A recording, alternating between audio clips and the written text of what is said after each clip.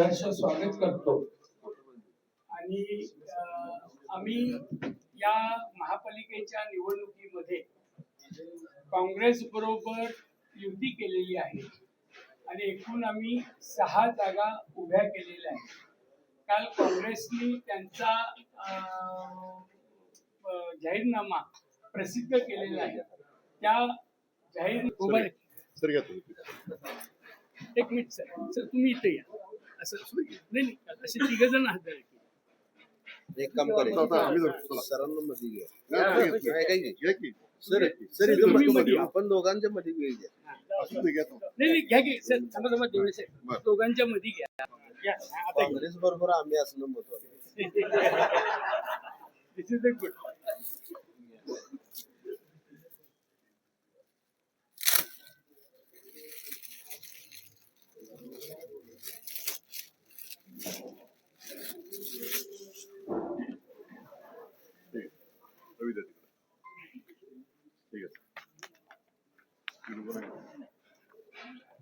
अरे आपल्या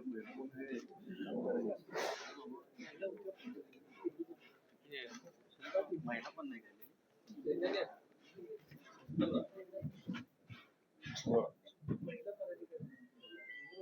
कोण आलं हो वर आहे की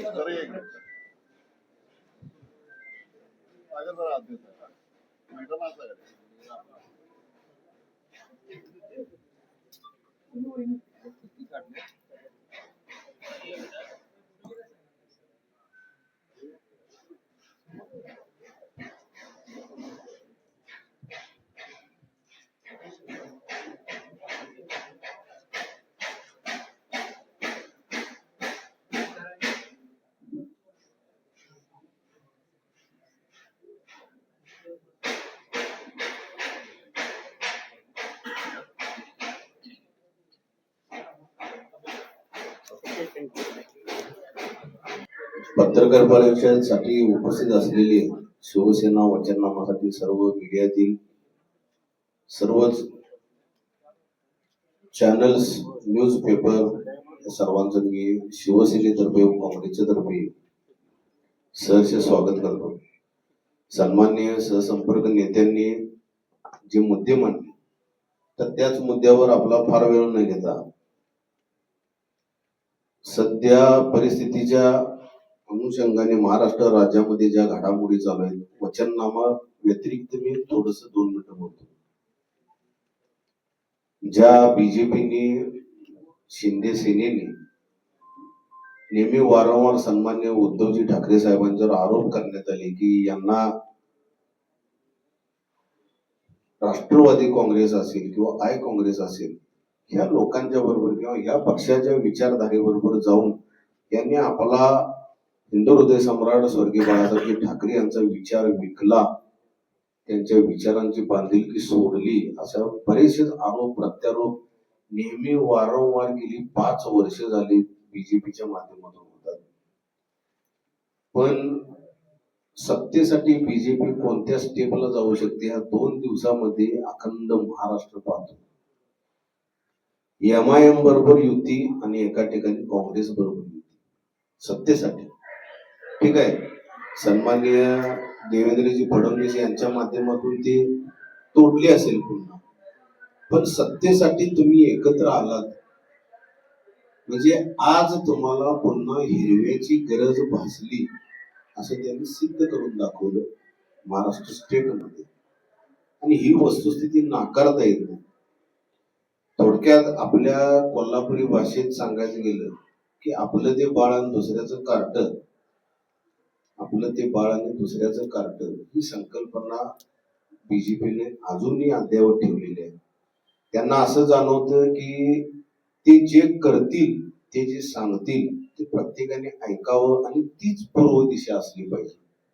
आणि आज अशी परिस्थिती आहे, सन्माननीय देवनेदादांनी ज्या पद्धतीने सांगितले की महानगरपालिकेमध्ये कोल्हापूर शहराच्या हद्दीमध्ये जनतेला काय हवं आहे, तर हेच हवं आहे की विकास. आता तुम्ही हिंदुत्व हा पार्ट बाजूला ठेवा असं जनताच आता आतल्या अंगाने किंवा अंतर्मनाने बीजेपीला सांगत आहे. तुमचा आता आम्हाला भारूड ऐकायला वेळ नाही, आम्हाला कोल्हापूर शहराचा, कोल्हापूर जिल्ह्याचा विकास हवा आहे हे यातून, या संकल्पनेतून दिसतं. जो जाहीरनामा शिवसेनेच्या माध्यमातून प्रसिद्धीस झाला, अतिशय चांगले टिपिकल मुद्दे, जेणेकरून जनतेला भावतील, जनतेच्या मनामध्ये ज्या संकल्पना आहेत, जनतेच्या मनामध्ये जे प्रश्न आहेत, तेच प्रश्न, तोच वचननामा, तोच जाहीरनामा आम्ही शिवसेनेतर्फे आज प्रसिद्ध करत आहोत. आणि आमच्या बरोबर अगदी खांद्याला खांदा लावून, अगदी तगड्या मनाने काँग्रेस देखील आमच्या बरोबर आहे. त्यामुळे आम्ही ह्या वचननाम्याबरोबर काँग्रेसच्या सर्व पदाधिकाऱ्यांचे, सन्माननीय मंत्री साहेबांचे, आसगावकर साहेबांचे, सचिनबाईंचे आम्ही शिवसेना पक्षातर्फे आभार मानतो. प्रश्न काही असतील तर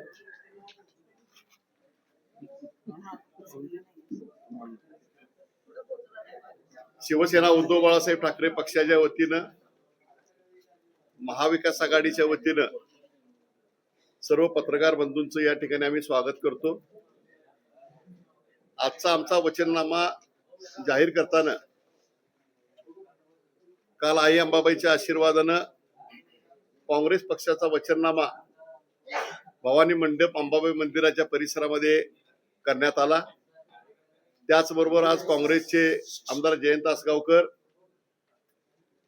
सचिन चव्हाण, जिल्हा प्रमुख रविकिरण इंगवले, सुनील मोदी, विशाल देवकुळे, प्रतिज्ञा उत्तुरे, मंजित माने, माझ्या पक्षाचे सर्व या ठिकाणी असणारे उमेदवार आणि प्रतिनिधी आणि मित्र या निवडणुकीच्या समोर जात असताना कोल्हापूरच्या मूलभूत प्रश्नामध्ये सर्वात प्रथम जर कोल्हापुरामध्ये जर आजची पहिली मोठी जे गेली जवळजवळ 2 ते 3 वर्ष कोल्हापुरामध्ये जनतेमध्ये जो असंतोष आहे, ते खड्डेमुक्त कोल्हापूर ही आमची प्राथमिकता यामध्ये असणार आहे.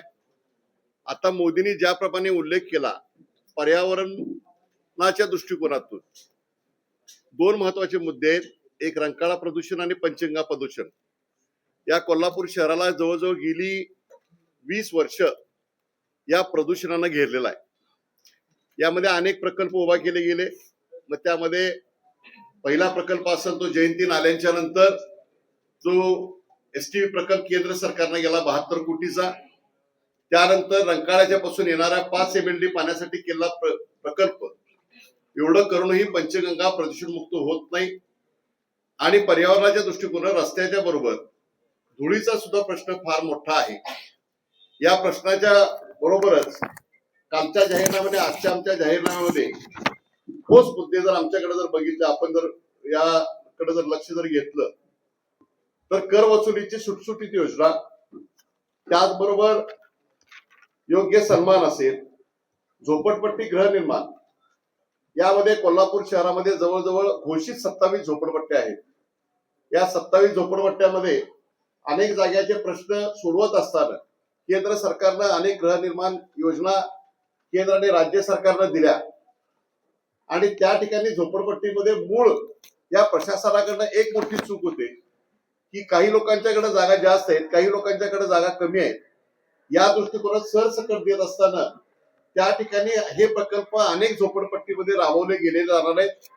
पण प्रशासन आणि कोल्हापूर महानगरपालिकेमध्ये असणारे सर्व नगरसेवक आणि महापौर यांच्या माध्यमातून हा झोपडपट्टीच्या सुद्धा विकासाचा मुद्दा हा आमच्याकडं खूप चांगल्या पद्धतीने घेतला जाईल. शिक्षक आणि युवकांचं धोरण आम्ही या ठिकाणी जाहीर केलं आहे. त्याचबरोबर आरोग्य सेवेमध्ये प्रत्येक प्रभागामध्ये एक मोफत प्राथमिक आरोग्य केंद्र. आज जर कोल्हापुरामध्ये जर बघितला तर सावित्रीबाई फुलेचा दवाखाना असेल, पंचगंगाच्या जवळ असणारा पंचगंगा हॉस्पिटल असेल, आणि काही जे ठराविक जे हॉस्पिटल जर सोडली तर अनेक दवाखाने हे बंद अवस्थेमध्ये वॉर्डमध्ये आहेत. ते प्रत्येक वॉर्डामध्ये पुनरुज्जीवित करण्याचा एक संकल्प आम्ही या ठिकाणी सोडलेला आहे. पाण्याचा प्रश्न असेल, शहराच्या विकास आणि मूलभूत पायाभूत सुविधा, आणि सर्वांमध्ये कोल्हापूर शहरामध्ये आज एक मोठा प्रश्न जो आहे की ज्याच्यामध्ये काँग्रेस आणि शिवसेना या पक्षानं सुद्धा पुढाकार घेतलेला आहे की कचऱ्याच्या बाबतीत कचऱ्याचं गेली 2 ते 3 वर्ष योग्य निर्मूलन होत नाही आहे. मग त्यामुळे ते काही खासगीकरण असेल, काही गाड्या कमी असतील, काही तिथल्या कामगारांचे आणि प्रशासनाचे प्रश्न असतील. या प्रश्नावर कचऱ्याच्या कचरा कुठेही रस्त्यावर दिसणार आहे अशा प्रकारचं योग्य नियोजन या ठिकाणी आम्ही करू. आज आम्ही हा वचननामा आपल्या समोर देत आहोत आणि या पद्धतीनं येणाऱ्या निवडणुकीमध्ये काँग्रेस आणि शिवसेना यांची सत्ता या महानगरपालिकेवर येणार याबद्दल आम्हाला ठामपणाने विश्वास आहे. लोकांना बदल पाहिजे. महायुतीच्या सरकारनं 1 वर्ष 10 आमदार या कोल्हापूर जिल्ह्यानं दिले, पण कोणत्याही प्रकारे कोल्हापूरचं योग्य नियोजन आणि जे काही आहे ते वाहतूक व्यवस्था कोलमडलेली आहे, रस्ते अपुऱ्या अवस्थेमध्ये आहेत, कचऱ्याचं निर्मूलन योग्यपणानं होत नाही. त्यामुळं लोकांनी पर्याय म्हणून आम्हाला स्वीकारलेला आहे आणि या सर्व वचननाम्याला शिवसेना उद्धव बाळासाहेब ठाकरे पक्ष कटिबद्ध असेल.